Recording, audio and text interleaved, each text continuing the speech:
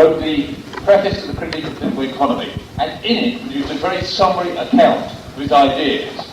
These ideas have been under attack from two sides.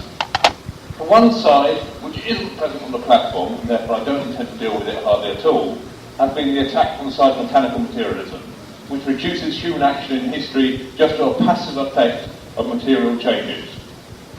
And in my article I dealt at great length with that, but I don't intend to. The other side of the attack, which is well and truly present on the platform in terms of Colin standing next to me, has been to say, actually, the relationship with base and superstructure is only a metaphor we can get away with. The question of clash between the forces in relation to production is a minor question. We don't really need to talk in terms of development history. Now, I really want to concentrate on Colin's position, because I believe that it encapsulates the real problem we have. I will deal briefly later with Alex, because I think he fudges between myself and Colin. And I will say hardly anything about Duncan, because I think essentially he's on my side. If you read Colin Barker's reply to my article on base and superstructure, really he says he doesn't like something like the first 25 pages of it, because he thinks there's two things wrong with it. First, he doesn't like the base-superstructure distinction. Secondly, he's not happy about giving priority in development of human history to development of the forces of production. I'll try and deal with those two things. See, I think it's absolutely crucial for any understanding of the contradictory nature, of the contradictory way in which society develops, that you have to have an understanding difference between two things. The first is the way in which human interaction with nature and with other human beings is continually throwing up what Marx calls new relations of production, new interrelations between human beings, and new ways of seeing those interrelations, new concepts, new ways of seeing, new ways of talking, new ways of coping with the world. But the other thing you have is the way in which you have, in all societies you know of, a certain congealing of old ways of interrelating with each other and with nature into fixed patterns. Even when you talk about pre-class societies, you talk about the establishment of systems of magical beliefs, ways of seeing the world, the structures of society and so forth, which to some extent prevent any further development of interaction of human beings with each other and with the society. Marx distinguishes these two things in terms of the base and what he calls the superstructure. For him, the revolutionary centre of Marxist thought is the understanding that at certain points in history, for further development of human potentiality, further development of human control over nature, and further development of human relations, the old superstructure has to be smashed. This, in order to move to a hunter-gatherer, in order to move to a horticultural level of production, from a hunter-gatherer society, you have to have a fantastic transformation in society. Change the whole ways in which society is organised. Old superstructure has to be smashed. This becomes absolutely clear when you talk about class society. Because once you have class society, the old superstructure is defended, safeguarded, policed by a ruling class which has a whole existence depends on maintaining the old organisation of production. And therefore it resists new developments of technique. It resists new interrelationships between people. It resists any advance of the forces and relations of production between it and tries to suppress these. This is the contradiction Marx refers to, the contradiction between the base and the superstructure. The base is the onward development of society, the superstructure is the old congealed relations embodied in an old ruling class, an old state, an old ideology, and so forth. To take that out of Marxism, actually, what you're left with? And you're left, not so much in the case of Colin, who probably carried to the logical conclusion, but you're left with what you find among, I hate to use this phrase, among certain post-Althusserians, neo-idealist views of history to get. Because what you're left with is a view of history which is true. There's a conflict between classes. In every stage in history between the exploiting class and the exploited class, but that conflict doesn't take place within any objective parameters. It doesn't take place according to any objective factors. It's a purely economic conflict which doesn't manifest itself politically. I haven't got time to go into it, but the man who encapsulates the view more than any other, I've come up with a man called Simon Clark, who's one of the English post-Althusserians, who's really, I would say to describe it as that, who actually, who's really, his view of society is, if view of capitalism, everything under the capitalist relation to production, the state's relation to production, the army's relation to production, everything's relation to production, and the tension so crucial in Marx between the base and the superstructure disappears from the analysis. You can't understand how the old structure prevents the orderly development of society. It becomes, for me, it's a view of history in which there's always class struggle, but the class struggle has no direction to it, there's no objective parameters on it and so forth. And you know, Colin refers to the endless conflict between classes. He attacks me on my view of the medieval period because I talk about the rise of the bourgeoisie and the important role that plays. He prefers merely to talk in terms of a struggle between the feudal landlord and the feudal peasant, without understanding. Unless you talk about other changes in society, you can't understand the way in which at some stage in history the struggle between the feudal landlord and the feudal peasant was surpassed by something else, which led to capitalism. This leads on to the second point, which Colin tried to throw out. This is, he wants to say that in Marx, there's no priority for the forces of production over the relation of production. There's no way in which the development of the forces of production, however slowly, however long it takes to materialise, opens up, creates a new relation to production, a new forms of organisation of society. Now for me, this is wrong. Why? Because the forces of production is human potentiality. What Marx actually argues, the centre of Marx's picture of history, is human potentiality. In order to realise it in the past, certain forms of society were necessary. These forms of society then become an obstacle to the further development of human potentiality.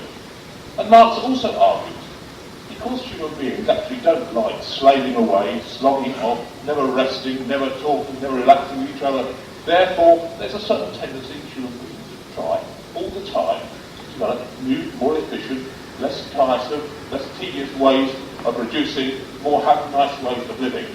And Marx actually argues that in any society there's a tendency to try and develop a form of production.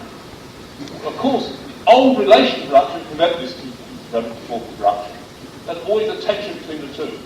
But if you want to see society in studio, not all societies in history have done it. Marx doesn't argue this tension is always resolved. Many societies, the forces of production have not broken through. Many societies. Well, societies do emerge where they break through, because these societies are more efficient, more productive, are able to develop more quickly and better than other societies. And actually, if you look at the rise of the crisis of the Middle Ages, results in the rise of bourgeoisie, you cannot understand it. That's like throughout the Middle Ages, very slow speed, new means of controlling nature, new technologies, the use of the iron plough, the spirit, the water mill, the new forms of navigation, the introduction of the compass, a whole series of technological innovations, fantastic important, taking place over 1,000 years, which meant the outcome of the crisis of human society after the 14th century was quite different to the outcome of the collapse of the Roman Empire 900 years before. Colin wants to wish all this away and just say there's just a complete struggle between the oppressed class and the oppressing class without understanding this key element in Marxism. Actually, the result of this is what economism, which is sort of the class struggle taking place in always, but you don't talk about the key role of new changes, new developments, and the new emergence of new classes and class leaderships. Okay, sorry, I've got to skip page after page and deal briefly with Alex. Alex accepts most of what I say, but he wants to introduce one amendment. He wants to say, really, the relations of production only refer to relations of exploitation between classes. I think that amendment is fantastically dangerous. Why? Because in any society, you not only have changes from one class exploiting another, in that context of one class exploiting another, you have continually small changes, small developments in the forces of production, which produce changes in the balance of class forces. Put it crudely, where we work, we recently, 3 years ago, introduced computers. The computers didn't introduce a change in the relations of exploitation between us and the social workers' party exploiters. They did, however, introduce various changes in the internal organisation of the office, which actually, if you want, are micro changes in relation to production, in relation to the people in the office, and in a certain sense, without changing the relation of exploitation, a changing the balance between ourselves and our employer. Could you bring your comments to a close then, Chris? I've got 1 minute, I'll finish. And I'll say, when you miss this, you have to say, why is the... You haven't got 1 minute. I will say that by removing that, Alex throws the baby out of the bathwater and ends up with a view of history which you merely have successive forms of exploitation. You don't understand what is the dynamic within each, which creates new relations, which leads to the overthrow You fall back of the old Althusserian vision of different stages of society separated from each other without mechanism leading one to the other.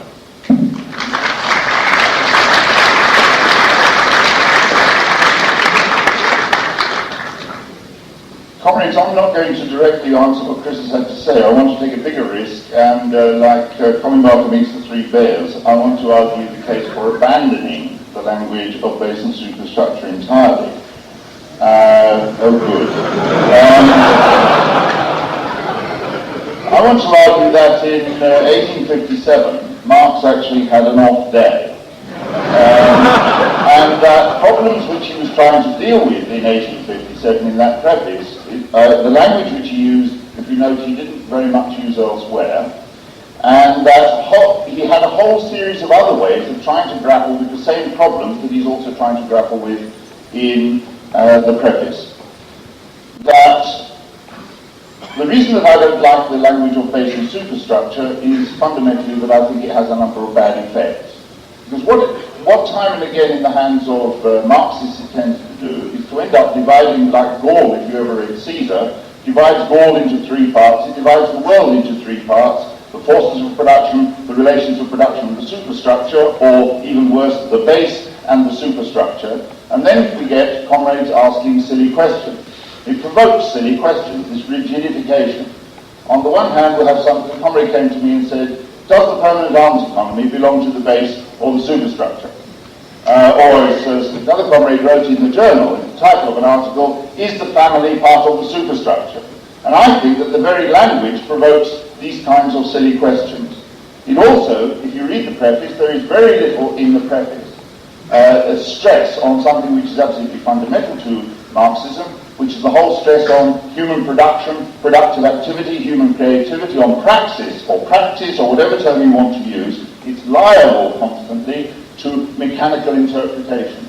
I don't want to accuse anybody on the platform of that, but I do think that it is a tendency in the language itself. And it also tends to suggest that politics and ideology and so on are secondary phenomena, somehow sequential on changes in something called the economic base. Now, the real question, of course, is what's the alternative and what's the problem that we are having to deal with. And I'm not going to be able to cover everything, but I'll rattle along as far as I can until I get stopped. You see, Marx's starting point is that bourgeois thought is wrong. And when we say bourgeois thought, it is not simply something which bourgeois writers write in bourgeois books. It's also what we mean when we have an argument with somebody in a pub. There are lots of bourgeois thinkers out there, comrades. And essentially, the starting point of the argument is that whenever you meet a bourgeois thinker, the bourgeois thinker says to you, there is something called society which has got laws, and those laws make any change impossible. And Marx's starting point is to say, rubbish. There is not a single thing called society. Society itself has many forms, and what we have to start with is the forms that society takes. And each of the different forms of society has its own patterns of organisation, and indeed, and Chris is absolutely right about this, of course, has its own laws of motion and own laws of development, which in each case bring it to crisis and internal contradiction and conflict. But each of those is different, and so on. And if you talk about something called society, immediately you start getting into problems. You always have to talk about forms of society, or as Marx called them, modes of production. Now, this is politically crucial, of course, this argument, because we meet somebody who says socialism is impossible because of human nature. And what they're doing is taking something which is a feature of this society, how human nature appears to us in this society, as if it is an internal feature of society. Or as Marx points out, the bourgeois economists time and again use categories like capital and try to spread them right back to primitive society, totally inappropriately. They make, in a sense, theoretically, they make a change in society seem impossible. Now the argument, therefore, is a fundamental political argument. It is possible, and indeed it is necessary, to fundamentally change the form of existing society, from one form to another form, in which all sorts of other language and all sorts of other categories will be necessary. Now, in order to explain a society, well, you say there are forms in society, society, you have to decide, and this is where the argument about base and superstructure comes in part, though not this is of course not all of it, you have to decide what are the fundamental principles around which this particular kind of society, this particular mode of production is organized. What is, to use a whole range of terms that Marx uses in different ways, what is its essence, what is its heart, what are its principles, if you like, what is its basis, etc., etc.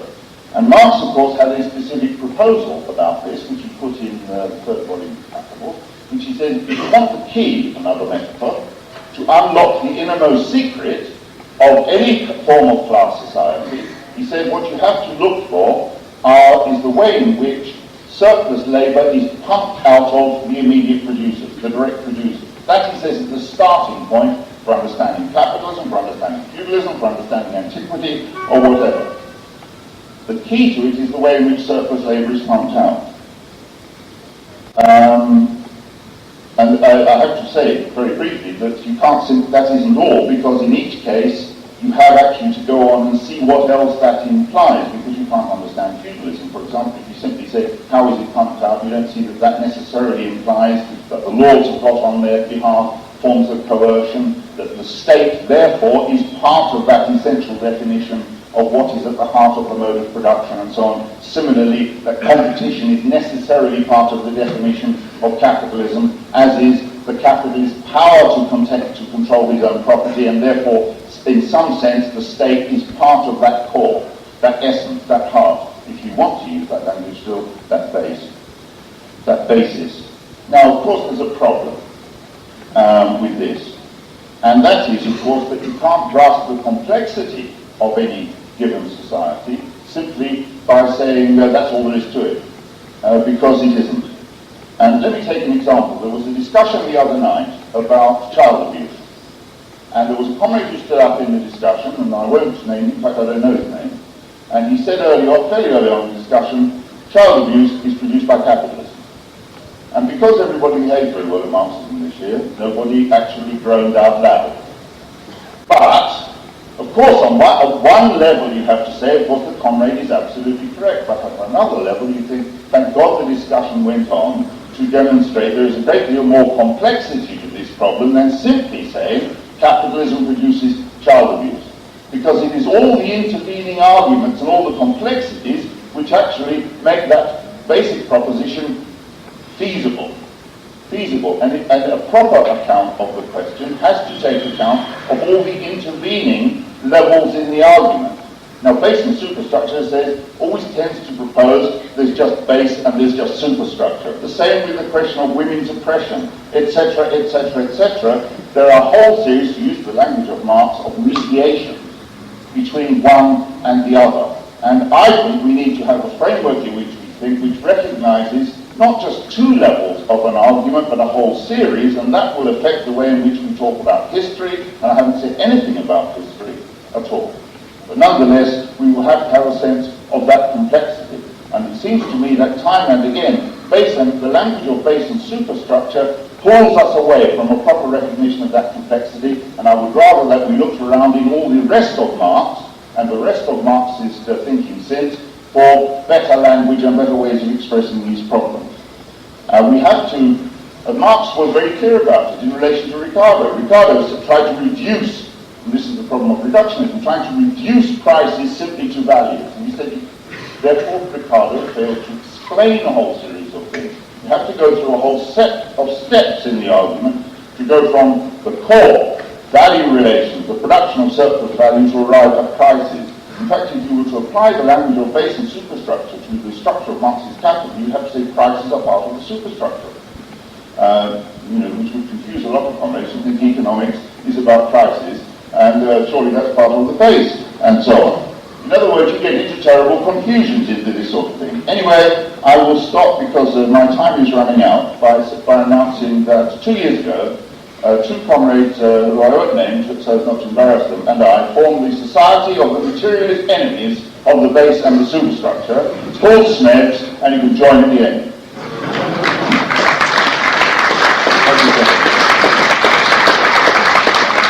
Okay, well my task is a fairly straightforward one. because all I'm going to do is simply to defend the position that Marx took in the 1859 preface and in Capital. That means that I'm going to agree with the main thrust of Chris's article and disagree with him only insofar as he disagrees with Marx. Now, what does that mean? What that means in the first place, that I agree with Chris that the distinction between base and superstructure is an absolutely fundamental one for Marxists. It means that I think he's right to say that the base consists in the forces and relations of production, and I think he's right to say that in the dynamic interaction between the forces and relations of production, that is the moving force in history, it is the development of the productive forces that is the more important of the two factors. So in all those respects I agree with Chris, and therefore necessarily I agree quite strongly with Colin. I mean, I think a lot of what he said was quite simply tripe, just now, I mean, about prices being in the superstructure is just bizarre. And I think it's important for Marxists to insist that there is a necessary analytical distinction, in other words, a necessary distinction that we have to make in order to understand the development and change in history between the base and the superstructure. The base, in identifying the base, the forces in relation to production, we are identifying what Marx calls the real foundation on which all other historical processes develop. Now, I also agree with Chris that this insistence upon the explanatory primacy of the forces in relation to production, they're the starting point in understanding society, is in no respect inconsistent with, indeed it requires a stress on human activity, on consciousness, on organisation and so on in making history. I think that what Colin said about laws of history being a bad thing is quite wrong. The concepts such as those of laws of history, what do they allow us to do? They allow us to identify the objective processes which define the scope within which human beings act to transform the societies in which they live.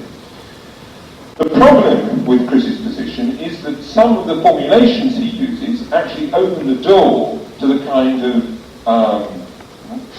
well, I was going to say rampant idealism, but I think that's putting it a little strongly, that Colin's position really represents. In other words, that in particular, the way in which Chris understands the relations of production, one half of the base, threatens to undermine his general arguments. Now, what's the problem? The problem is essentially that Chris conceives of the relations of production as playing a passive role in the interaction between the forces and relations of production. So, he says, the distinction between base and superstructure is a distinction between social relations that are subject to immediate changes with changes in the productive forces, and those which are relatively static and resistant to change. So that the relations of production are those social relations which are subject to immediate changes with changes in the productive forces, whereas the superstructure consists in those social relations which are relatively static and resistant to change. So that the idea is that as the forces of production develop, as human productivity grows on the basis of technical innovations and so on, the relations of production themselves change, and according to Chris, they change immediately. Now, that, I think, I mean, you can say that conception's right or wrong. What it certainly isn't is consistent with what Marx himself says. Because for Marx, the central role that the notion of the relations of production plays in his conception of history is that it is the relations of production that, depending upon the particular phase in a mode of production, further or fetter the development of the productive forces. In the early phase of a given mode of production, the relations of production stimulate the development of the productive forces. In its later phase, they hold them back. But listen, for example, to Chris. The old relations of production act as fetters, impeding the growth of new productive forces. That sounds all right. Then he says, how?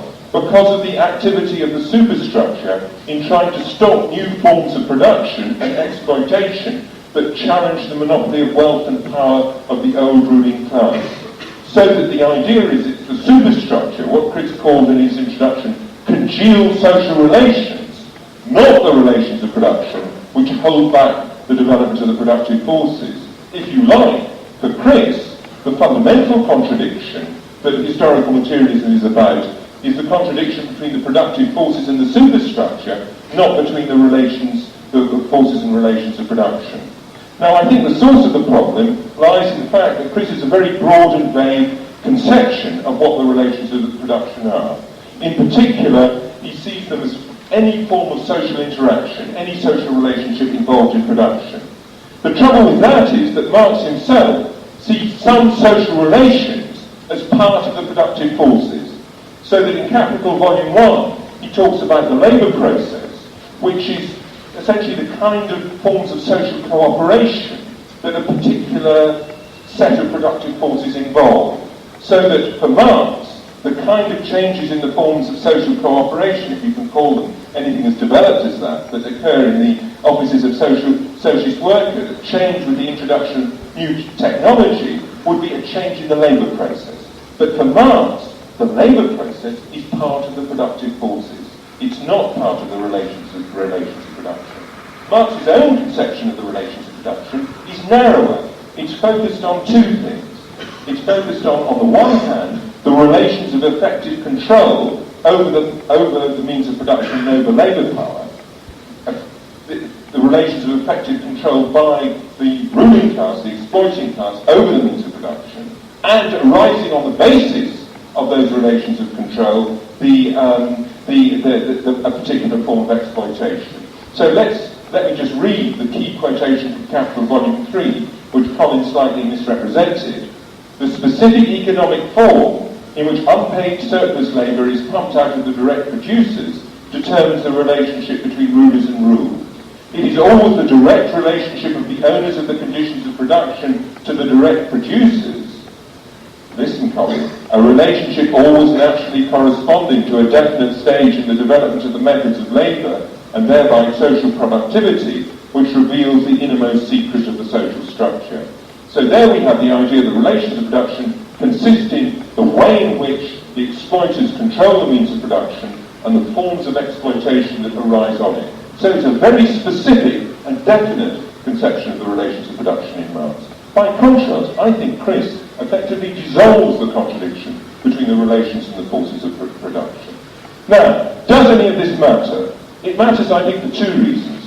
First of all, the narrower conception, Marx's narrower conception of the relation to production, explains why the superstructure performs in part freezing activities. In other words, that the exploiters, on the basis of the interests and the powers that they have within the relations of production, then try to use the state ideology, create the state and ideology and so on, in order to try and preserve the existing set of relations of production. And equally, the exploited classes resist.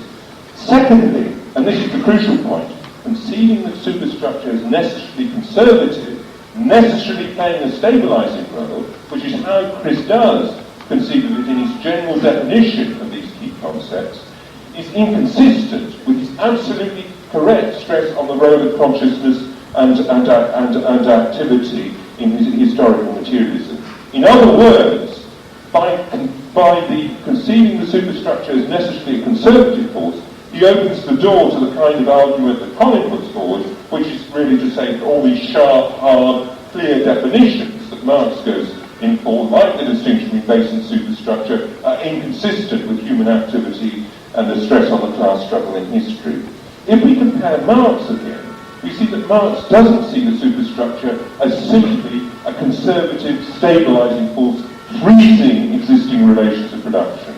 He talks, for example, about the legal, political, religious, aesthetic, or philosophic, in short, ideological forms in which men become conscious of the conflict between the forces and relations of production and fight it out. So that it's not simply, the superstructure isn't simply a matter of ruling class domination, it's also where the conflict between the forces and relations of production and the class struggle arising from it receives conscious expression and is fought out. The superstructure, in other words, because it rests upon the real foundation of the forces and relations of production reflects the conflicts generated in the base, the economic crises, the class struggle and so on, so and as it reflects it, it serves the struggles that go on arising on that basis, ideological, political and so on, destabilise as well as stabilise the existing society. The superstructure is contradictory because it reflects the contradictions of the base.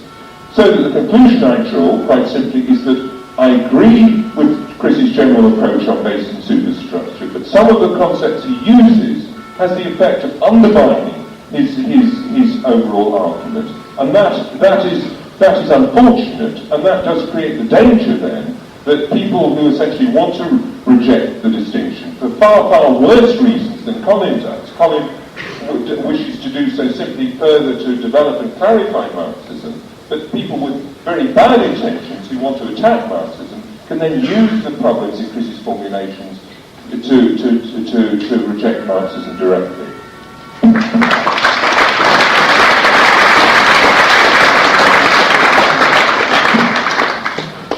Right, comrades, well perhaps three's enough, and I hope I don't make confusion worse compounded. I want to make 3 points, 3.5 really. This is the hard one.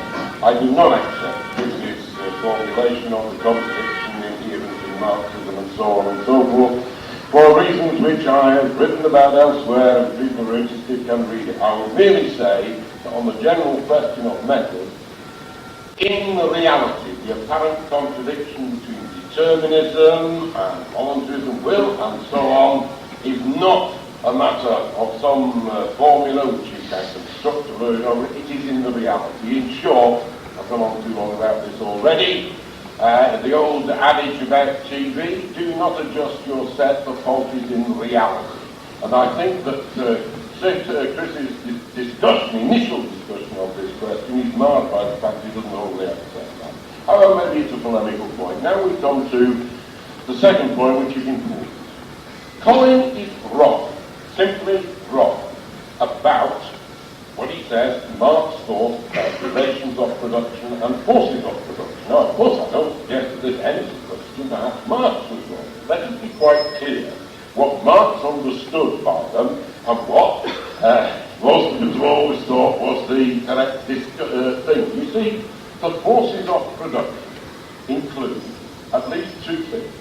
On the one hand, the level of material technique, which of course includes the necessary knowledge and so on. On the other hand, the actual producers, the producing class or the producing classes.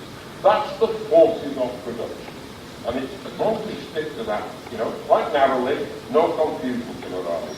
Relations of production are entirely different. They are relations between social classes, determined, of course, by the productive forces, but they are relations between classes. I'm not happy with Chris's, social transformations in socialist worker analogy either, because, come on, definitions, any definition, actually, if pushed too far, leads to scholasticism. Let's look at the thing from the point of view of actually utility. The truth of the matter is, so long as we stick to relations of production as being essentially class relations, structured by the productive process, which in turn depends on technique and the workforce, yes, fine. Now, Colin is specifically wrong when he says, I'm referring to his article in this issue 34 of Socialist Review. He's specifically wrong when he says, for Marx, it is clear some social relations are themselves forces of production. Now, this is an elementary confusion. He goes on to say, one example is human productive cooperation, which is simultaneously a productive force and a form of social relations. Now, comrades, this is a confusion of concepts. Of course, it is true that the same thing, looked at from different points of view, appears in different aspects, but the distinction is absolutely clear. Colin confuses it. Chris is right on the material question here, which is that changes in technique, changes in actual technique, and therefore the corresponding changes in the labour process are the primary things making real social change possible. If you abandon that, You abandon not just some formulation of Marx, you abandon a scientific materialist approach altogether. That is fundamental. Of course, Colin is right when he said later on in the article, but actually, all sorts of things are possible. It is true that various outcomes are possible in some situations. The class struggle determines. But it is the actual question of the level of technique and changes in the level of technique which determine, if you like, the limits of the possibility. Specifically, I think Colin is quite wrong to argue, actually, perhaps he doesn't argue, perhaps I misread it, but that's how it came across to me, that struggle, ethics, landlords, and so on and so forth can produce permanent social change. It cannot, unless there has been prior and continuing technological change. It can produce class struggle, yes. It can produce an overturn in a political sense. It can change the personnel of the rulers. It can even change the political forms. It cannot change anything fundamentally. Right? Fundamental social change depends on technological change. No question about it. I'm not arguing. I'm not arguing that technological change is autonomous or anything like that. So we now come to the problem. Oh no, I must say something about the Maya or Maya, or whatever you call it, civilization example that Colin used. You know, it has one thing about it. Nobody knows very much about it. You can write in any damned hypothesis you like and it can't be disproved. Now we come to Chris. And here, I say, I don't want to make confusion worse confounded. But actually, as against both Chris and against Alex, to me, it is quite clear that base and superstructure distinction is an analogy and no more than an analogy. It is an analogy which, in many cases, perhaps in 90% of the cases, is a very useful one. But at the end of the day, I agree with Chris Harman on this question, and the whole practice question. How many minutes have I got? Have I got time to quote you? Yes, I have to. You've still got 5 minutes. Or whether I've got time or not. You know? A socio-historical factor of any kind is an abstraction. That is to say, it exists in our heads. Of course, it corresponds to something real, but essentially it is a concept in our heads. The idea that it originates is a process of abstraction. In order to understand reality, we have to ignore a large number of things. To look at the wood, we have to ignore the peculiarities of the trees, if you like. That's what is meant by a process of abstraction. Thanks to the process of abstraction, various sides of the social complex assume the form of separate categories, base and superstructure. One of them, and the various manifestations of the activities of social man are converted in our minds into separate forces which appear to give rise to and determine this activity. I absolutely agree with that. The whole notion of the social complex, we, in order to grasp a complicated reality, have to make abstractions.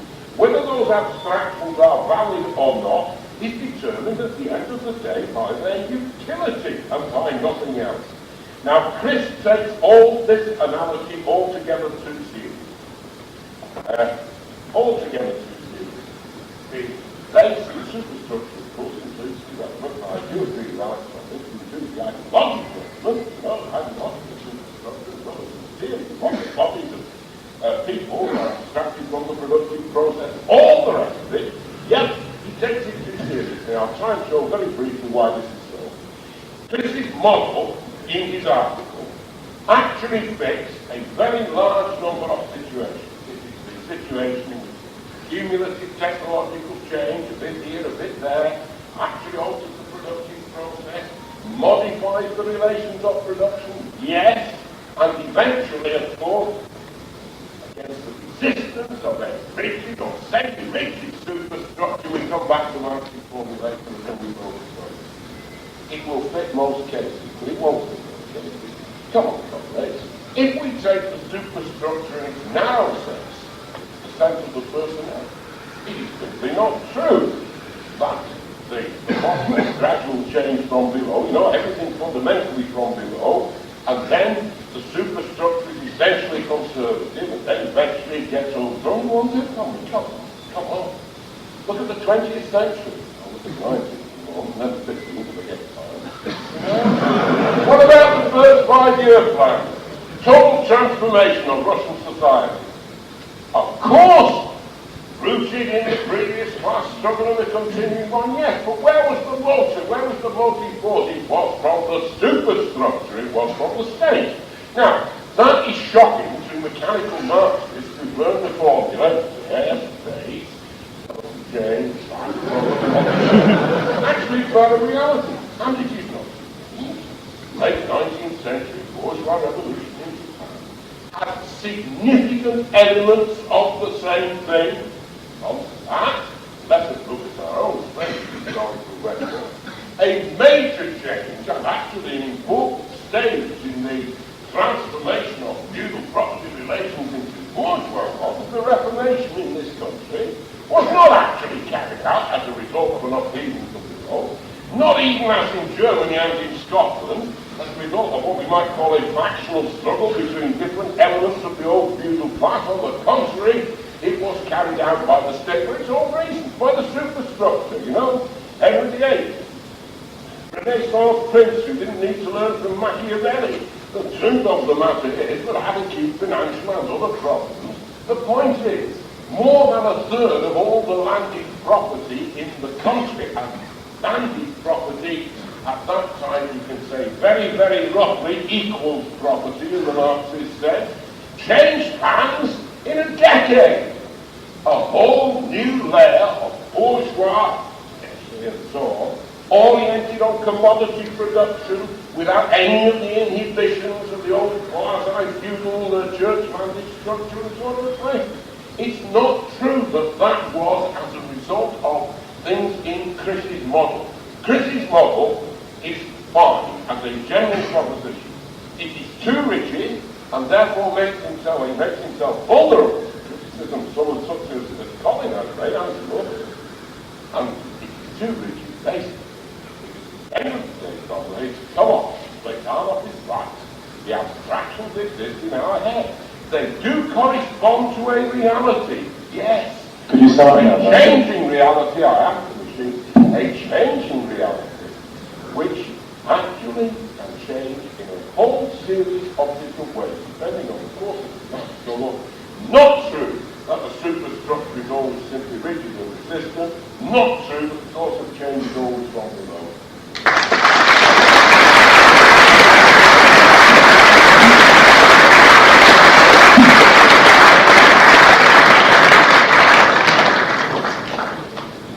If anyone who wants to speak, kindly put their hands up and I'll call you forward. Could you come to the front?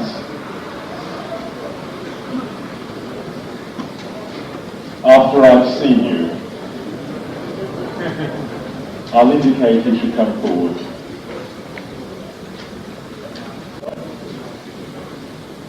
Okay. Yeah, right, yeah. I told Chris Harman I wasn't going to speak and he said, will I be able to resist it? And he was right, But that was the only thing he was right on, in my opinion.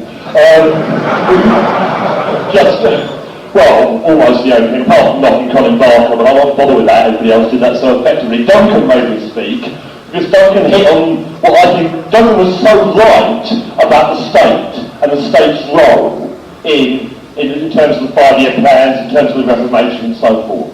And yet I want to take Duncan's point and reformulate it in such a way that I end up agreeing with Alex. Or that I made Duncan agree with Alex, in other words. That's going to be difficult, because Duncan just won't want to agree with Alex. That's where I think we've got to be.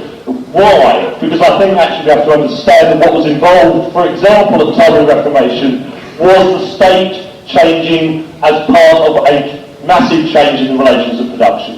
And the problem with our conception of the state is that we actually have to see it as an institution which belongs both in the base and in the superstructure, in the sense that the state is, on the one hand, involved in the relations of production, and at the same time, however, involves the law, political struggles and whatever, which also belong in the superstructure. In that sense, I want to take Duncan's point, but I want to end up agreeing with Alex, because I think the key points were made by Alex in terms of relations and forces of production. When Chris makes the relations of production a direct reflection of the forces of production, he gets us into all sorts of problems, and on that basis we cannot understand the history of capitalism. Okay.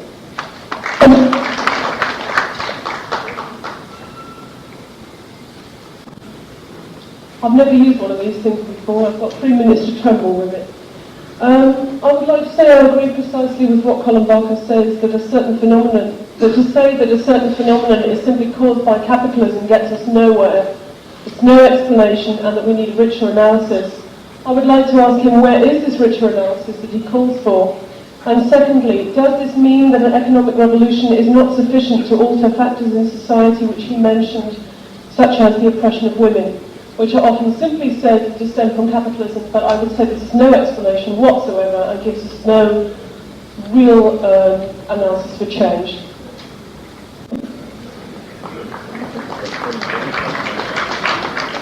Other speakers?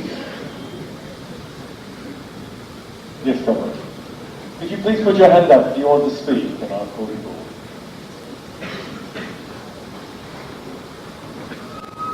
I'm trying not to use 3 minutes and let somebody else in. I think, see, the problem with Colin's formulation is that, you see, maybe other comrades will find this. Actually, the problem I have, is in convincing people that capitalism is the problem, and therefore the damn thing has to be smashed. In fact, it's in the interest of, actually probably the nearest person I've heard talk along the lines of what Colin said. These are some of the things I often hear from comments of people might remember Martin Shaw, trying to obscure the whole bloody thing, and actually, this category, that category, so on and so forth, the complexity, the rich totality, actually obscuring the fact that capitalism is responsible for child abuse. Capitalism is responsible for women's oppression. And actually, that is the argument that I think a lot of comrades have a problem actually dealing with. Unless we understand the notion of base-superstructure, and I'm sure, I don't understand everything that's gone on in the discussion, but I think, that is so important for us, and that Colin's notion actually leads us right up a dead end. Just briefly, I could agree with Alex. I think we've all heard the phrase that the forces of production will develop to a certain point where they come into conflict with the relations of production. The relations of production become a fetter which must be burst asunder in society to develop further. And considering that, and that we're all revolutionists, I'm surprised no one talks about October 1917, because it seems to me that what happened in the Russian Revolution was not that the relations of production were suddenly overturned by developments in the forces of production. Nor was it the case that the superstructure had become a drag on the forces of production, and that was burst asunder by the forces of production. The point was that class struggle reached a certain height, and the workers took power. And precisely the problem they were faced with after the insurrection, the day after insurrection, was sorting out the relations of production. Just basically reorganising society along classless lines. And I think that unless we can say that the superstructure is not just simply conceived of a congealed mass of social relations which are a drag on the forces of production, then there's no way we can understand October 1917.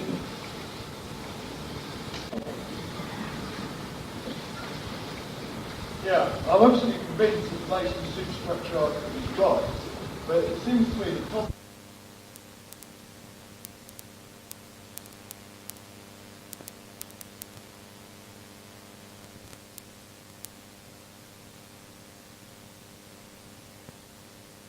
Really, it has to be to deny that Colin Barker really has anything very valuable to the discussion. But the truth of the matter is, if you're to resolve the kind of distinctions which the other comrades have been trying to argue around, then you really deny any effectivity to the structures, the determination, the necessity.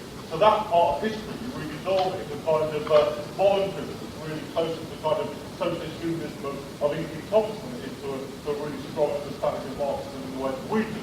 But then you come on to some of the problems really. And I think that to understand them, you have to really look at Marx's view of history in a wider sense. Because what does he say about human history?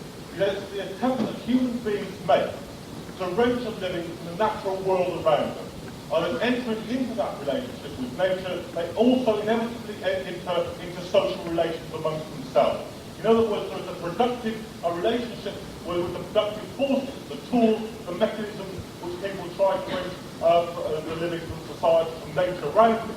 At the same time as they do that, they inevitably enter into social relations as well. And those two things taken together constitute the starting point, the base for an explanation of how other aspects of society develop as well. I believe that you have to start with that conception, because otherwise the successive epochs in history that Marx talks about, the revolutions in history, really become very, very difficult to explain and see. Now, of course, that process is itself a contradictory process. For the vast majority of human history, that is a class-ridden process. Society is divided into two classes in its attempt to do that, and inevitably that produces contradictory theories, contradictory ideologies, contradictory forms of struggle in the superstructure. So that doesn't mean to say, I think that perhaps that Alex tends to imply, that therefore there is some kind of co-equal balance of forces in the superstructure. So, I didn't expect you to agree with you, maybe. But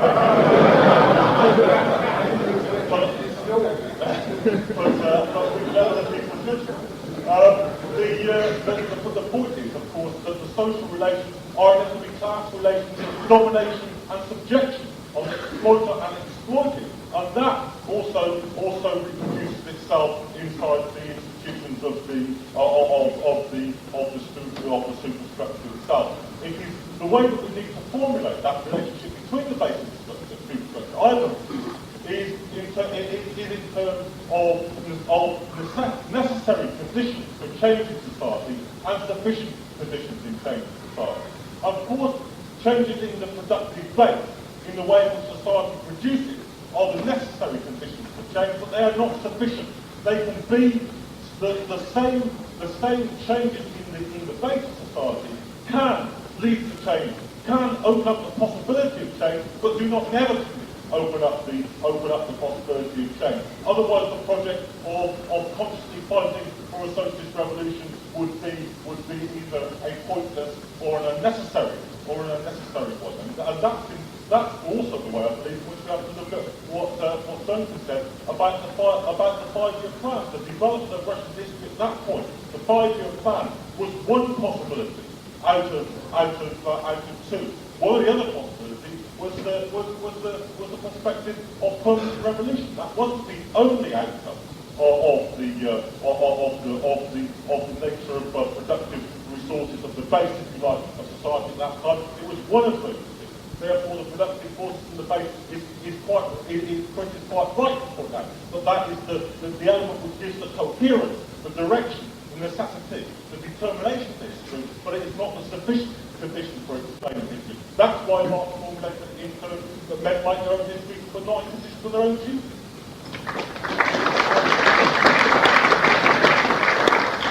Summing up, 5 minutes each, beginning with Duncan.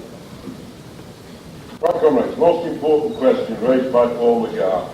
He said, look, our ideas are all abstractions. Nevertheless, they have a certain correspondence to some aspects of reality. How do we know? This is a fundamentally important question, a fundamental question of methodology. It has a long history. The position, which I believe we must take, is the position that Marx takes. You know, this is on Feuerbach, the question of whether objective truth can be attributed to human thinking, not a question of theory, i.e. can't be solved by scholastic formulas, but a practical question.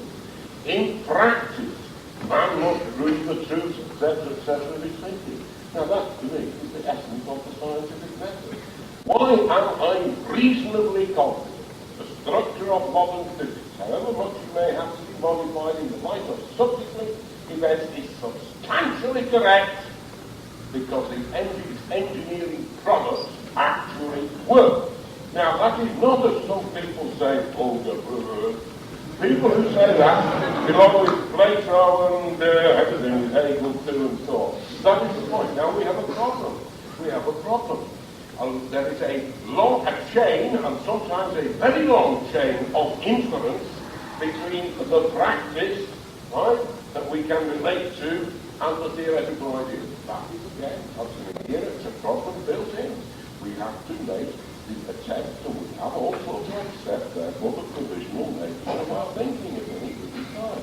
Okay, that's the general question of method. The rest I can be very short about. Now, no question about it. On the basis of that approach, it is absolutely clear to me that Christopher is right in arguing that changes in the forces of production, and therefore, first of all, in the actual techniques of production, are the things then producing changes in the relations of production, that is to say, the relations between classes, are the fundamental basis for real social change. And to put it the other way round, without that, there is no real social change. If we get away from that, we slide into an idealist voluntary swap. That, it seems to me, absolutely irrefutable. That is not true Marxism, is nonsense. Right? Note, however, in that formulation, which turns actually quite close to it, there is no mention of the superstructure. Obviously, it isn't important. Obviously, it isn't important, but it is a different order of importance. The base superstructure notion, as I said in the initiative, is a very useful one for certain purposes. But because it is an abstraction, we have to say the least purpose is an abstraction of the base. I do not accept Colin actually does make some valid criticism of Chris precisely because Chris has tied himself, as I resolutely refused to do, to an analogy of base and superstructure which gives the thing a sort of first order reality. I don't believe we can have a first order reality compared to the whole question of relations to forces of production. Now, if I have time, very quickly, answers to some comments. Forget the English Reformation and history, and I haven't time. Not it's not important still. But what about, why don't we talk about the October Revolution? It's not problematic. Look, let us be quite clear about it. An actual revolution does not occur because of immediately before and during changes in the techniques, relations, and so on of production. It arises precisely out of the old past, the fetters and so on.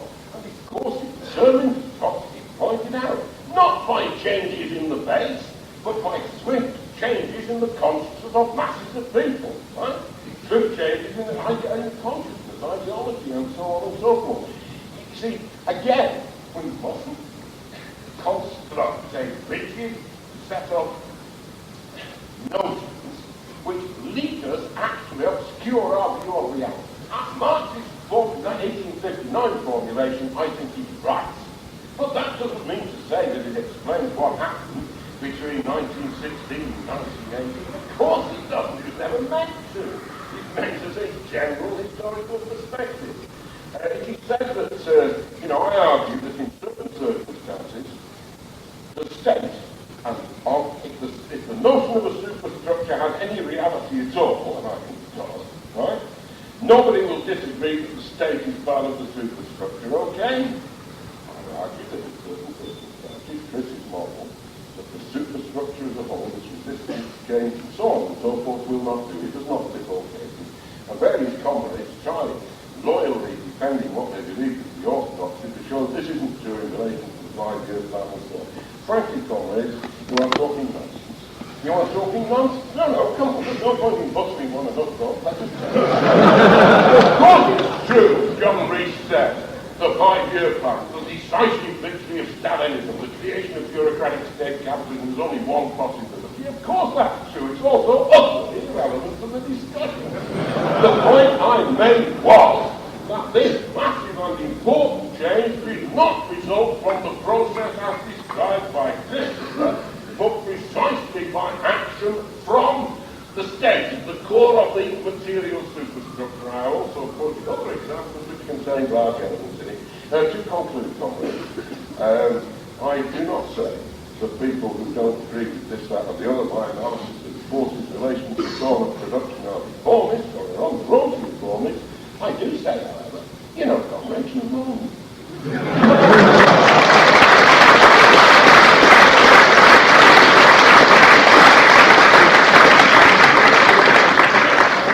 I agree with a great deal of what Duncan said, but I want to start with something that I disagreed with him about. He said that the distinction between base and superstructure is an analogy, and that's true. I mean, societies aren't literally buildings. Nevertheless, I think it's an absolutely necessary analogy from a Marxist point of view, because what really distinguishes Marxism from any other way of understanding society is the notion that it is within social production itself a contradictory unity of the forces and relations of production. It is within social production that both the innermost secret of individual social structure and the key to understanding social transformation lies. That's really the point of the distinction between base and superstructure. Now, some comrades seem to be arguing that the reason why we have to defend base and superstructure is because of bad political conclusions that follow from not defending it. I think it's the other way round, actually. I think that our politics flows from, in part, the distinction between base and superstructure. It's because it's true, it's because it's such a fundamental key to understanding the world that we have to defend historical materialism and the distinction between base and superstructure as part of it. Now, John Rees and Andy Zabrowski seem to think that the argument was about whether or not the productive forces is the fundamental element in the relationship between the forces and relations of production. On that question, I agree with Chris. The development of the forces of production is the fundamental element relative to the productive forces. The relations of production are secondary. Nevertheless, this secondary element can, in particular historical junctures, actually block the development of the productive forces. Those over-enthusiastic defenders of Chris Harman obviously didn't read the passage in his original article when he said that the development of the productive forces in certain historical periods in pre-capitalist societies is the exception and not the norm, because of the way in which the relations of production block the further development of the productive forces. However, in order to make clear the basis of that kind of argument, you need to have a clear and precise conception of the relations of production, which wasn't particularly helpfully provided by Jonathan Neal when he said that the relations of production and the forces of production are the same thing. That's exactly the kind of idealist soup which it seems to me Colin Barker's arguments tend to get you in it. You can only have a contradiction between elements that are different, even if they're necessarily united with each other. And you can only have a contradiction if, further, and this is against Chris, you can only have a contradiction between the forces and relations of production if the relations of production, while secondary with respect to the forces, itself plays some kind of active role. The problem with Chris, actually, is despite his intentions, despite his overall scheme of historical argument, all of which are correct, he himself, with his very vague and loose conception of the productive forces, has one toe in the idealist soup. I'm trying to drag him back. He says that Marx's conception of the relations of production, it's true, read Capital. That'll keep you busy for a bit. The Capital represents the mature and most developed expression of Marxist thought. It's true, it does. Difference between 1848 and 1867. No, not at all. And that's a very pathetic argument, Christopher.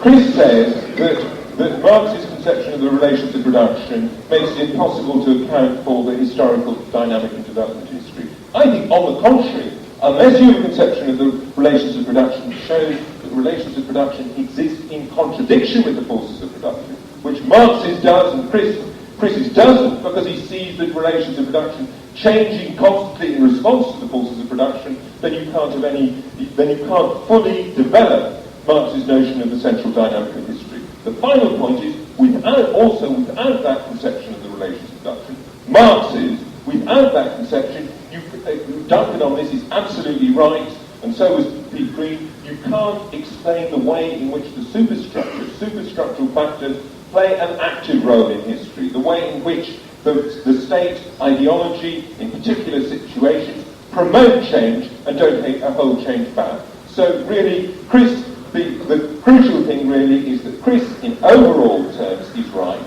Colin, in overall terms, is absolutely wrong, but Chris needs to be saved from himself and rescued from Mars.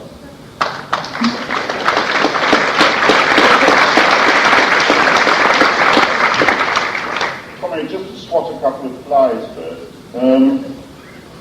Chris suggested that I preferred the peasants to the bourgeoisie in the transition from feudalism and capitalism. What made me argument was Chris had left them out, which was seemed to me rather surprising. It seemed to me that the peasant wars of the 14th century and the early 15th century did have something to do with the transition from feudalism to capitalism, and the struggle of the peasants against feudalism was indeed part of that story. I was one to say no more than that. Secondly, Alex says I think that laws of history are a bad thing. Not at all. I'm against super-historical laws of history, which is what the comrades sometimes seem to be wanting to have. Now, there is no argument, of course, there is no argument that the development of human capacities and the development of humanity's control over nature underlies human history. That is not an argument at all. The question is how. And that is something for which there is no immediate and general answer. It is something that has to be answered in each particular set of circumstances, and although Duncan won't like my saying so, I have to say hooray for what Duncan said on that, and also hooray for what Jonathan Neal said on that. Now, what you said was absolutely correct on that, Duncan. I'm very pleased with that. Now, you see, when it comes to it, comrades, all I've been arguing is that we should rethink what language we're using. Nothing more than that. Nothing more than that. Then I'm saying this base and superstructure way of talking gets in the way of thinking. And I see it going on throughout the meeting. I see that the comrades can't agree what is base and what is superstructure. They can't agree whether these are active or passive, whether they're revolutionary or conservative, and so on and so on. And I see that Pete Green comes up here and tells us in an enormously illuminating contribution that the state is part of both. And you get into more and more of a muddle.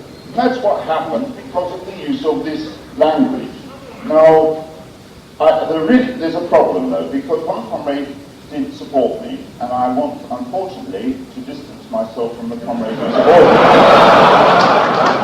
I mean, this is an important question. It was the comrade who supported me on the question of child abuse.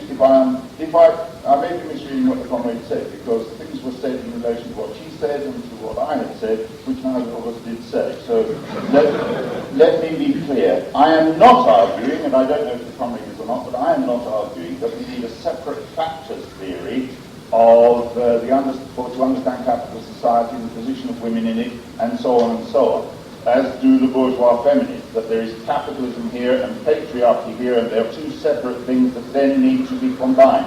I'm not wanting to argue that. What I am wanting to argue, though, is that if we want to understand women's oppression, and we want to understand child abuse, and so on, then we must begin to analyze.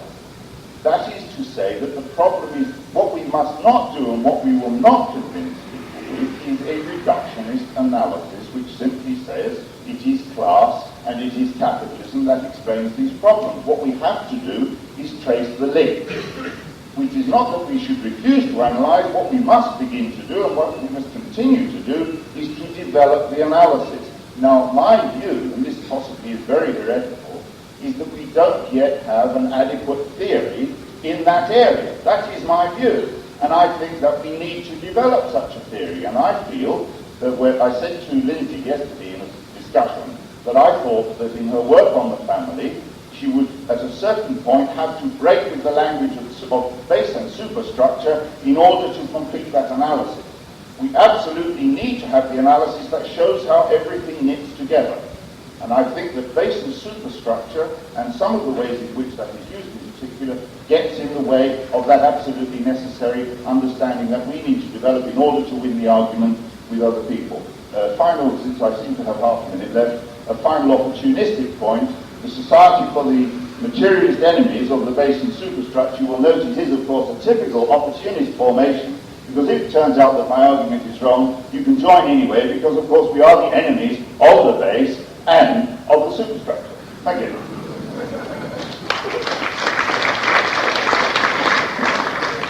Right, comrades.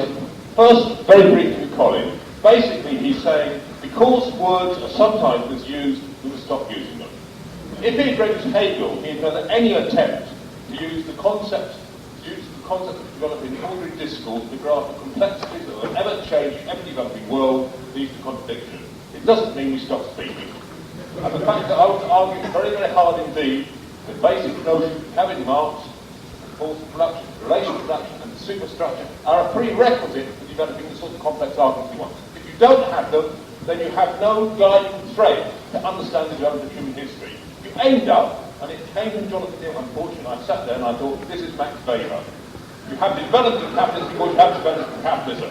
You have development of feudalism because you have development of feudalism. It's worse than Max Weber. At least Max Weber wrote a general economic history in which he tried to trace the development of forces of production as well as the development of race of production. Jonathan Hill wants to throw the lot out.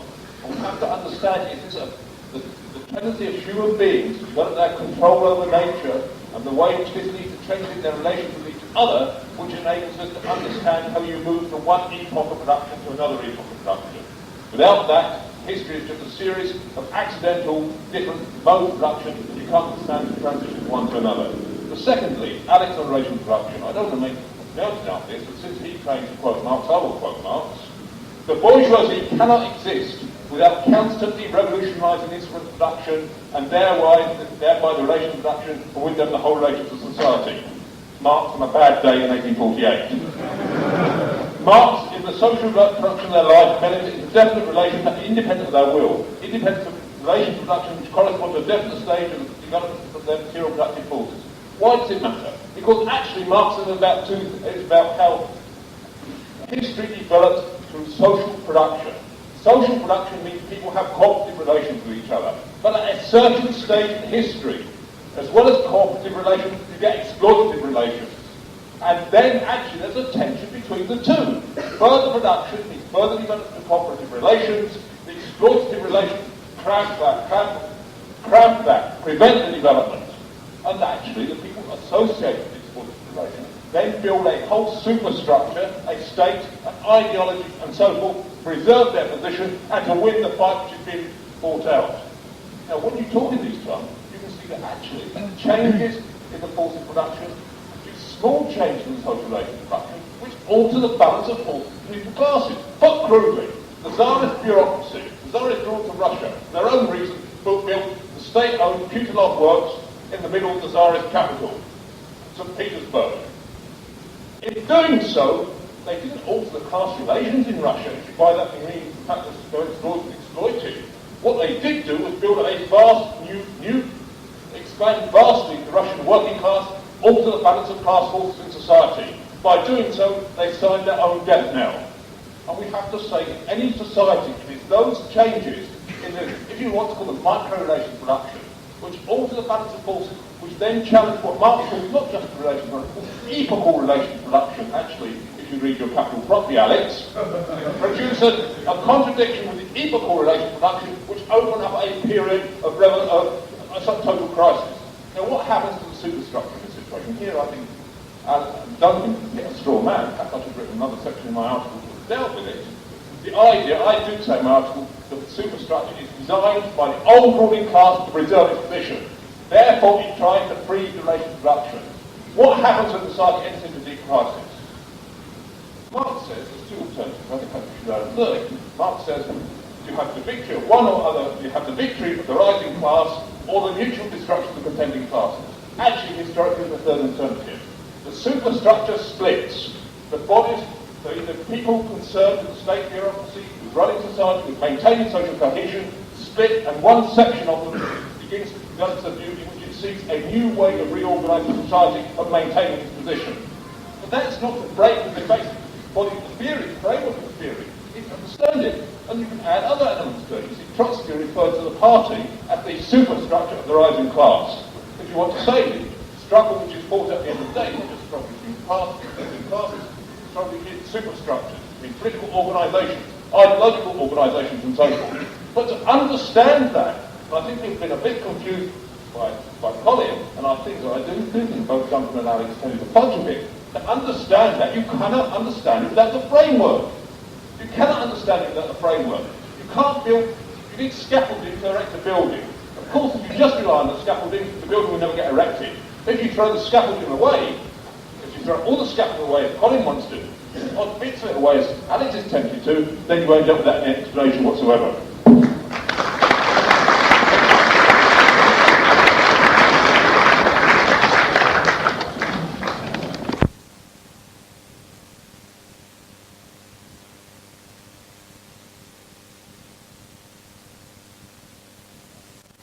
Petition for explaining history. That's why Marx formulated it into that men might know history, but not in position for their own choosing.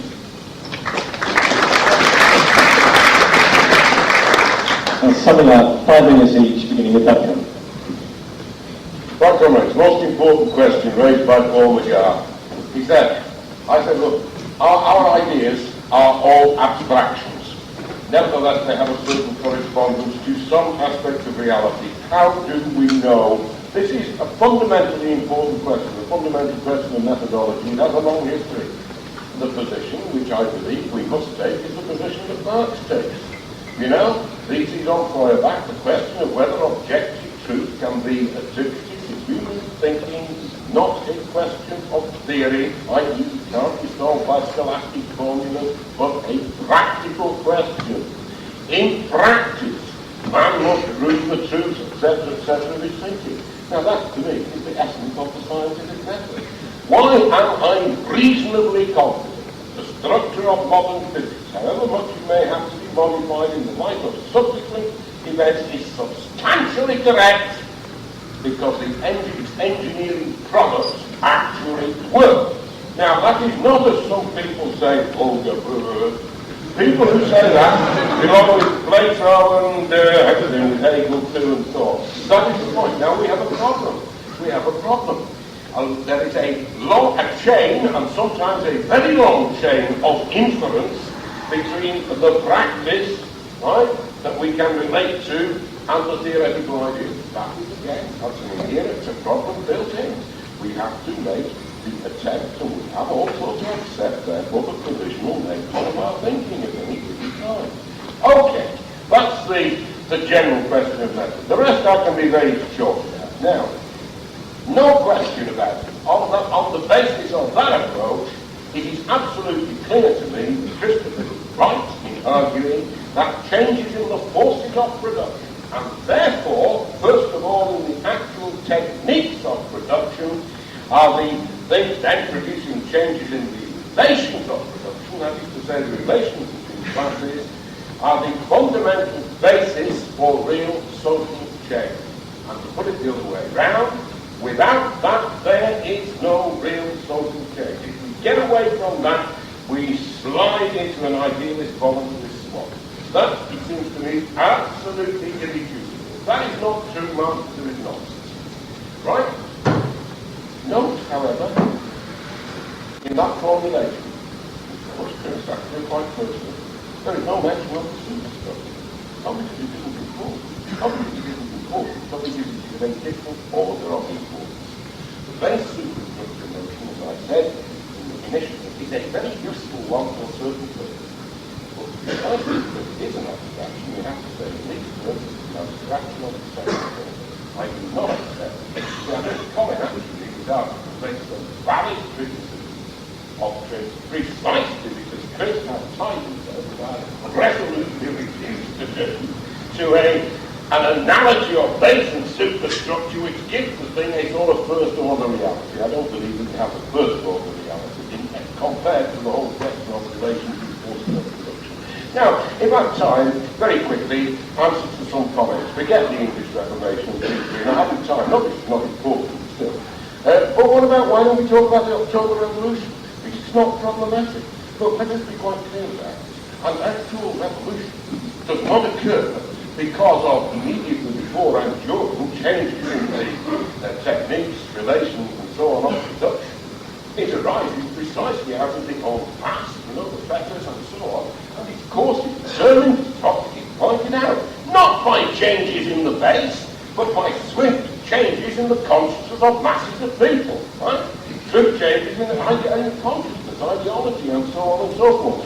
You see, again, we mustn't construct a rigid set of notions which leaders actually obscure our view of reality. Marx's 1859 formulation, I think, is right.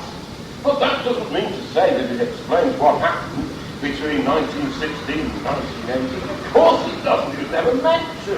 It's meant as a general historical perspective. It is said that, I argue that in certain circumstances, the state, and if the notion of a superstructure has any reality at all, and I think it does, right? Nobody will disagree that the state is part of the superstructure, okay? I argue that in certain circumstances, Chris's model, that the superstructure as a whole is resistant to change and so on and so forth will not do. It does not fit all cases.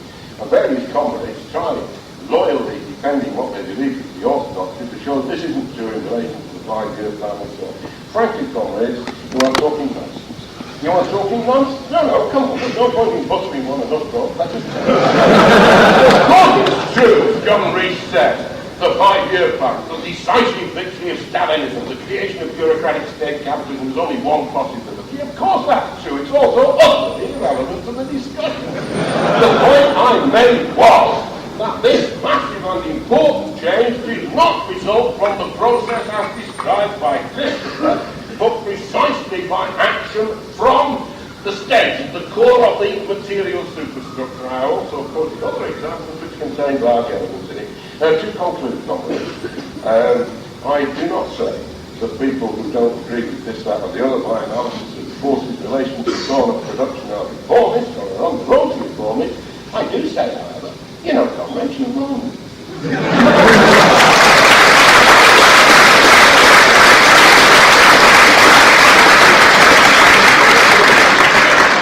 I agree with a great deal of what Duncan said, but I want to start with something that I disagree with him about. He said that the distinction between base and superstructure is an analogy, and that's true. I mean, societies aren't literally buildings. Nevertheless, I think it's an absolutely necessary analogy from a Marxist point of view, because what really distinguishes Marxism from any other way of understanding society is the notion that it is within social production itself a contradictory unity of the forces and relations of production. It is within social production that both the innermost secret of individual social structures and the key to understanding social transformation lies. That's really the point of the distinction between base and superstructure. Now, some comrades seem to be arguing that the reason why we have to defend base and superstructure is because of bad political conclusions that follow from not defending it. I think it's the other way round, actually. I think that our politics flows from, in part, the distinction between base and superstructure. It's because it's true, it's because it's such a fundamental key to understanding the world that we have to defend historical materialism and the distinction between base and superstructure as part of it. Now, John Rees and Andy Zabrowski seem to think that the argument was about whether or not the productive forces is the fundamental element in the relationship between the forces and relations of production. On that question, I agree with Chris. The development of the forces of production is the fundamental element relative to the productive forces. The relations of production are secondary. Nevertheless, this secondary element can, in particular historical junctures, actually block the development of the productive forces.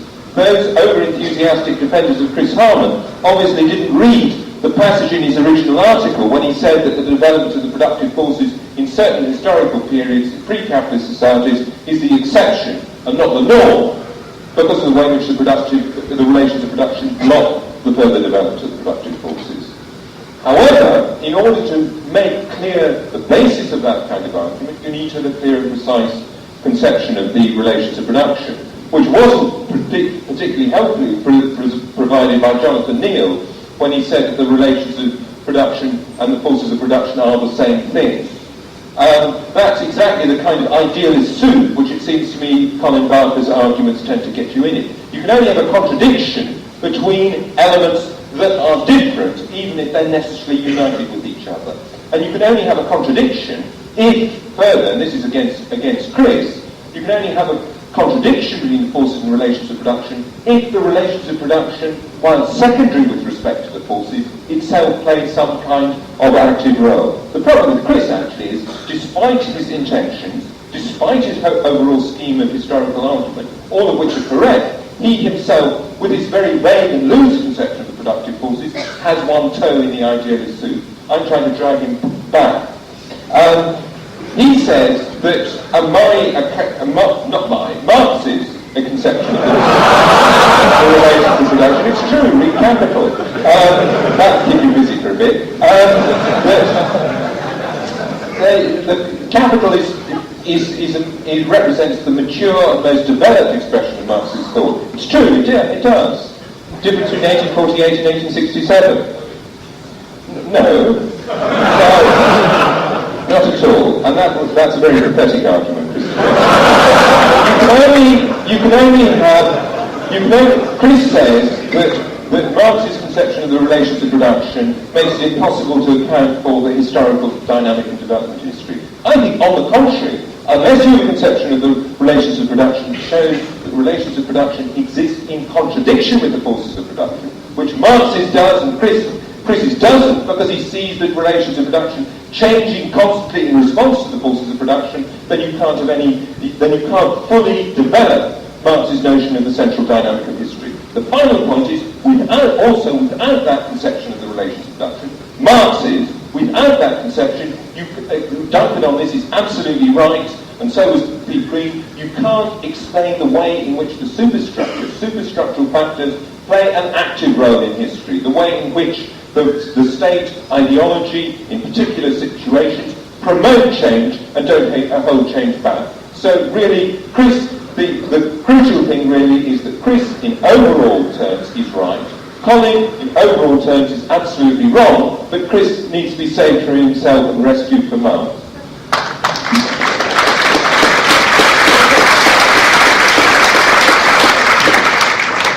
Just to swat a couple of flies first.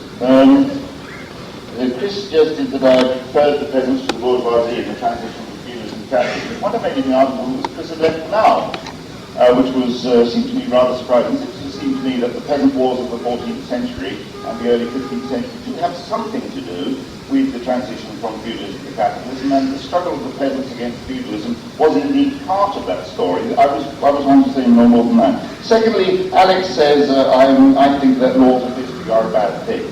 Not at all. I'm against super-historical laws of history, which is what the comrades sometimes seem to be wanting to have. Now, there is no argument, of course, there is no argument that the development of human capacities and the development of humanity's control over nature underlies human history.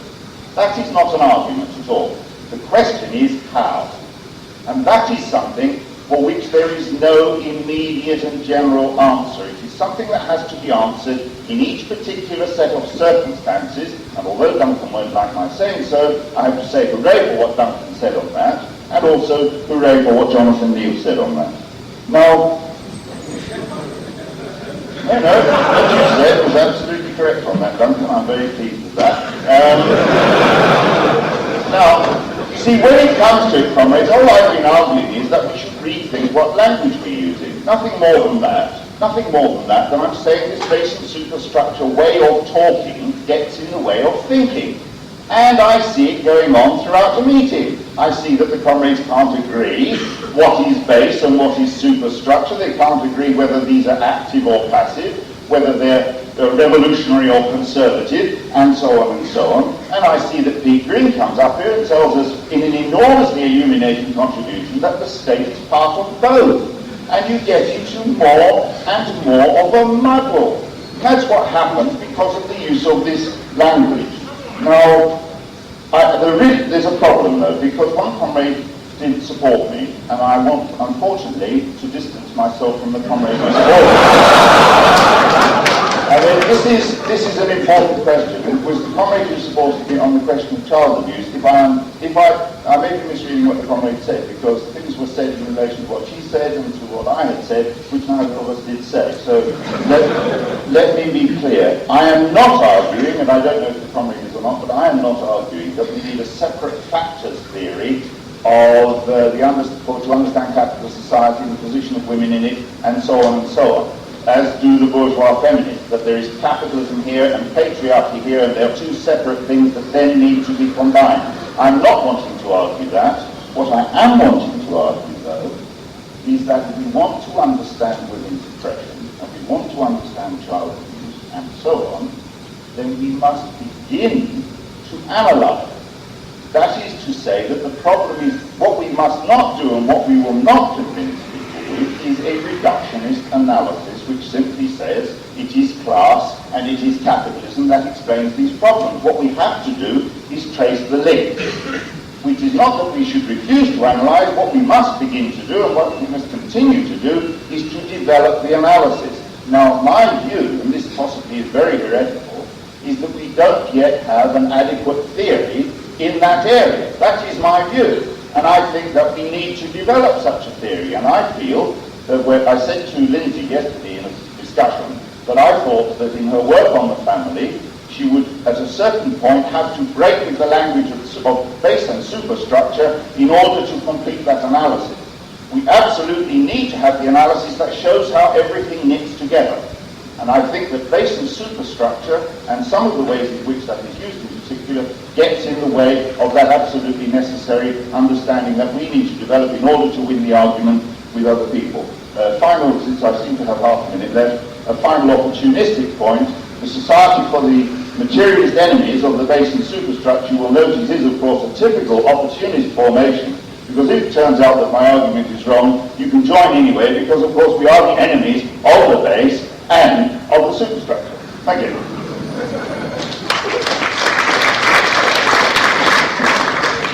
Right, comrades. First, very briefly, Colin. Basically, he's saying, because words are sometimes misused, we must stop using them.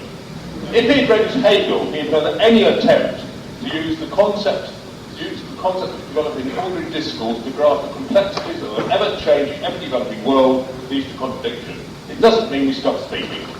And the fact that I would argue very, very hard indeed the basic notions we have in Marx, force production, relation production, and superstructure are a prerequisite for developing the sort of complex arguments we want. If you don't have them, then you have no guiding thread to understand the development of human history. You end up, and it came from Jonathan Hill, unfortunately, I sat there and I thought, this is Max Weber. You have development of capitalism before you have development of capitalism. You have development of feudalism before you have development of feudalism. It's worse than Max Weber. At least Max Weber wrote a general economic history in which he tried to trace the development of forces of production as well as the development of race and production. Jonathan Hill wants to throw the lot out. What we have to understand is the tendency of human beings to develop their control over nature and the way in which this leads to changing their relations with each other, which enables us to understand how you move from one epoch of production to another epoch of production. Without that, history is just a series of accidental, different modes of production, and you can't understand the transition from one to another. But secondly, Alex on relation to production. I don't want to make a mountain out of this, but since he claims to quote Marx, I will quote Marx. The bourgeoisie cannot exist without constantly revolutionising instruments of production and thereby the relations of production, and with them the whole relations of society. Marx on a bad day in 1848. Marx, in the social production of their life, benefit is a definite relation independent of their will. Independent of relations of production which correspond to a definite stage of the development of their material productive forces. Why does it matter? Because actually Marxism is about how history develops through social production. Social production means people have cooperative relations with each other. But at a certain stage in history, as well as cooperative relations, you get exploitative relations. And then actually there's a tension between the two. Further production is further development of cooperative relations. The exploitative relations cramp that, prevent the development. And actually the people associated with exploitative relations then build a whole superstructure, a state, an ideology, and so forth, to preserve their position and to win the fight which has been fought out. Now, when you talk in these terms, you can see that actually changes in the force of production do small changes in the social relations of production, which alter the balance of forces between the classes. Put crudely, the Tsarist bureaucracy, the Tsarist rulers of Russia, their own reasons, built the state-owned Putilov works in the middle of the Tsarist capital, St. Petersburg. In doing so, they didn't alter the class relations in Russia. If you buy that, you mean the fact that they're exploited. What they did do was build a vast new expand vastly the Russian working class, alter the balance of class forces in society. By doing so, they sign their own death knell. And we have to say, in any society, it is those changes, in the, if you want to call them micro-relation production, which alter the balance of forces, which then challenge what Marx calls not just relation production, epochal relation production. Actually, if you read your Capital properly, Alex, produce a contradiction with the epochal relation production, which open up a period of total crisis. Now, what happens to the superstructure in this situation? Here, I think Duncan hit a straw man. In fact, I have written another section in my article that dealt with it. The idea, I do say in my article, that the superstructure is designed by the old ruling class to preserve its position. Therefore, it tries to freeze relation production. What happens when society enters into deep crisis? Marx says there's two alternatives. I think I should have learned. Marx says you have the victory of one or other, you have the victory of the rising class or the mutual destruction of the contending classes. Actually, historically, the third alternative. The superstructure splits. The bodies, the people concerned with the state bureaucracy, with running society, with maintaining social cohesion, split, and one section of them begins to develop the view in which it seeks a new way of reorganising society and maintaining its position. But that's not to break with the basic body of the theory, the framework of the theory. You can understand it, and you can add other elements to it. You see, Trotsky referred to the party as the superstructure of the rising class. If you want to say the struggle which is fought at the end of the day, not just struggle between classes, struggle between superstructures, in political organisations, ideological organisations and so forth. But to understand that, and I think we've been a bit confused by Colin, and I think that I do think both Duncan and Alex tended to fudge a bit. To understand that, you cannot understand it without the framework. You cannot understand it without the framework. You can't build, you need scaffolding to erect a building. Of course, if you just rely on the scaffolding, the building will never get erected. If you throw the scaffolding away, if you throw all the scaffolding away, as Colin wants to, or bits of it away as Alex is tempted to, then you end up without any explanation whatsoever.